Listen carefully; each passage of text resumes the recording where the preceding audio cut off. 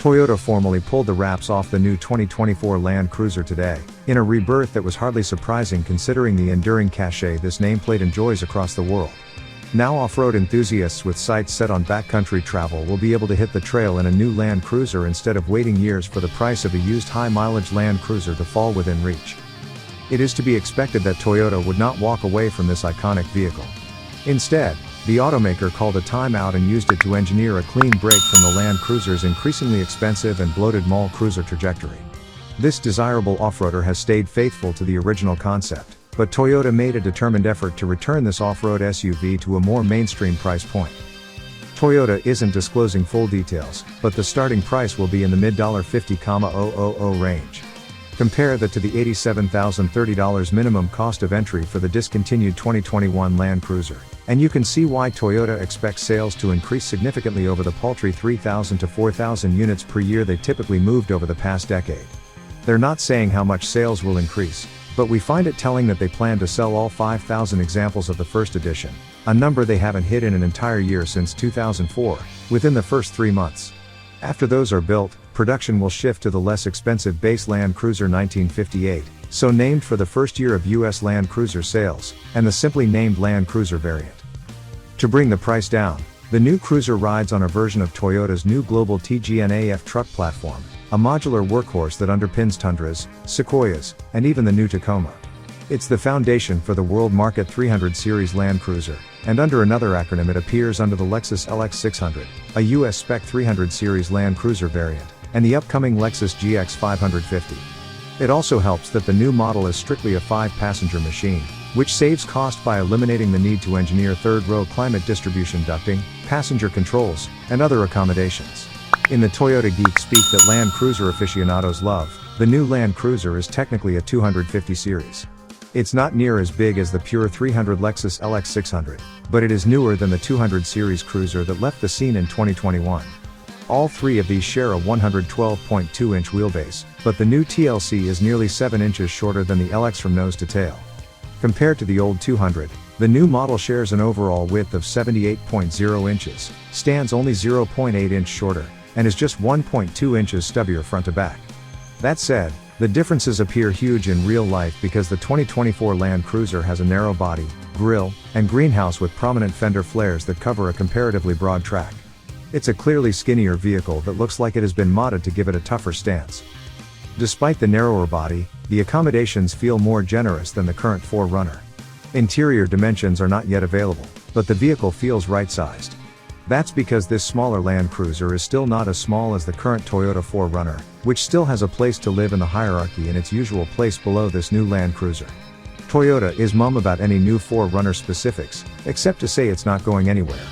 We think the new 4Runner, when it arrives, will slot in at a lower price point by using the Tacoma's part-time 4-wheel drive system and its base and mid-level engine offerings. A high-performance TRD Pro will probably continue, as that would distinguish it from the more overland-focused Land Cruiser. All 2024 Land Cruisers will be powered by the same 2.4-liter turbocharged 4-cylinder hybrid iForce Max powertrain and 8-speed transmission that will power the high end of the Tacoma model range, most notably the TRD Pro. This powertrain's output of 326 combined horsepower represents a dip below the old 5.7-liter V8's 381 ponies, but its mighty combined torque of 465 pound-feet betters the old model's 401 pound-feet where it counts off-road, especially since the iForce generates peak torque at just 1,700 revolutions per minute instead of 3,600 revs. An integrated tow hitch is standard, but this smaller and less powerful Land Cruiser's tow rating does drop from the prior model's 8,100 pounds to a still respectable 6,000 pounds.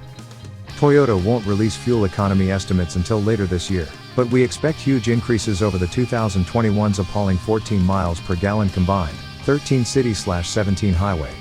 The reformulated hybrid cruiser should also handily outclass the larger LX600's 19 miles per gallon combined, 17 city/22 highway. The use of this engine is a big reason why the Land Cruiser is strictly a 5-passenger machine. The hybrid system's 1.87 kWh nickel-metal hydride, NiMH, battery sits atop the axle where a third row would go, and it even creates a load floor that's a bit higher than we like to see. Still, the cargo area is voluminous, and we appreciate how the hybrid setup enables the fitment of a standard 2,400-watt inverter and power delivery system. The 2024 Cruiser follows the same full-time four-wheel drive blueprint as the prior model. It has a 2-speed transfer case with a torsion center differential that allows constant all-wheel drive operation on dry pavement. The center differential automatically locks when the transfer case is shifted into low range, or the driver can choose to lock it in high range. All new Land Cruisers also have push-button lock rear differentials, a crawl control system, and downhill assist control.